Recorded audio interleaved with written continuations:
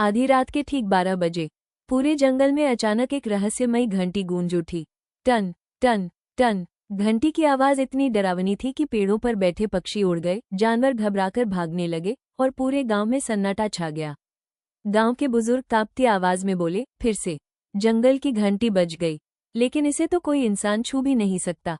लोग अपने अपने घरों के दरवाजे बंद करने लगे, क्योंकि वर्षों से यह मान्यता थी कि जब भी यह घंटी बजती है, जंगल किसी बड़े रहस्य या खतरे का संकेत देता है। लेकिन 12 साल का साहसी आरव डरने वालों में से नहीं था। उसने उसी पल तय कर लिया कि वो इस रहस्यमयी घंटी का सच जानकर ही रहेगा। अगली सुबह वो एक लालटेन और रस्सी लेकर जंगल की ओर निकल पड़ा। रास्ते में उसे घायल हिरन, डरे हुए पक्षी और भागते हुए खरगोश दिखाई दिए।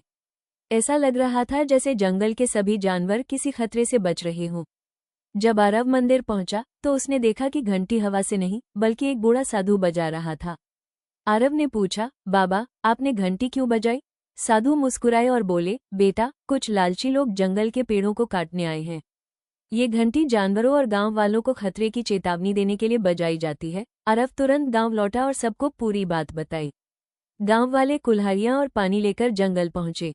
उन्होंने लकड़हारों को रोक दिया और वन विभाग को भी सूचना दे दी। कुछ ही देर में अधिकारी वहां पहुंच गए और जंगल को बचा लिया। साधु ने खुश होकर कहा, याद रखना, जंगल सिर्फ पेड़ों का नाम नहीं है, बल्कि अनगिनत जीवों का घर है। जो इसकी रक्षा करता है, प्रकृति उसकी रक्षा करती है। उस दिन के बाद गांव वालों ने जंगल की सुरक्षा का संकल्प लिया। मंदिर की घंटी फिर कभी बिना वजह नहीं बजी।